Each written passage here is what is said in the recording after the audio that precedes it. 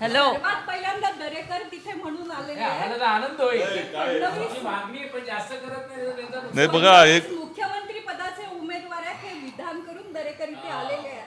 त्यामुळे राज्याच्या राजकारणात जी काय हलचल पुढे माजू शकते आहे ती त्यांनी निर्माण नाही पण केलेली आहे बाजूला already. स्मित हास्य जे होतं ते लगेचच मावळलं ना ताई.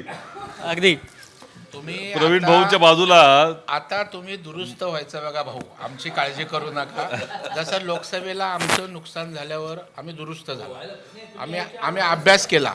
तर तुम्ही आता EVM मशीन खोटं आहे, ते खोटं आहे, त्यांनी हे केलं. लोकांना भावनिक राजकारण अजिबात आवडत नाही आहे.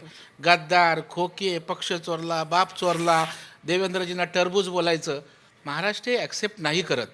तुम्ही विकासावर बोला, विकासावर टीका करा, आमचे दोष दाखवा, आणि हा परिणाम झाला आहे.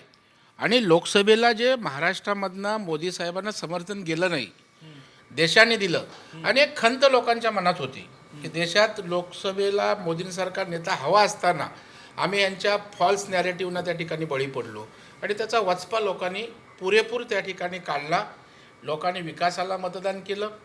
बरं, आमच्या युतीमध्ये एवढा समन्वय होता, म्हणजे मी देवेंद्रजींचं मनापासून अभिनंदन करेन की तिघांना एकत्रित ठेवण्यात त्यांनी मोठ्या भावाची भूमिका त्या ठिकाणी निभावली.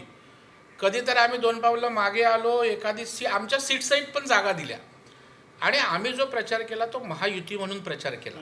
आणि दुर्दैवानं महाविकास आघाडीकडून ते झालं नाही. त्यांच्याच ठिकाणी त्यांचेच उमेदवार, मी मुख्यमंत्री की तू मुख्यमंत्री, आम्ही असं कधीच म्हणालो नाही की हा मुख्यमंत्री, आमचा महायुतीचा मुख्यमंत्री होईल. आणि त्याच्यामुळं सूक्ष्म मॅनेजमेंट असेल, मुद्दे असतील, आणि सगळ्यात महत्त्वाचं परिश्रम. आमच्या पंतप्रधान मोदी साहेबांनी किती सभा घेतल्या, आमचे अमितभाई शाह यांनी तर हेड ऑन केली होती निवडणूक, देवेंद्रजींच्या 60-70 सभा झाल्या.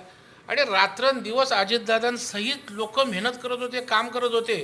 राहुल गांधी टुनकन आलेत, थोड्याशा 2-5 सभा केल्या, निघून गेले. त्याच्यामुळे हा काय पार्ट टाईम हे नाही आहे.